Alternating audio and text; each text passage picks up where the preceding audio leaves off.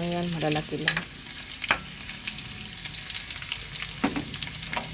Ilunod na natin.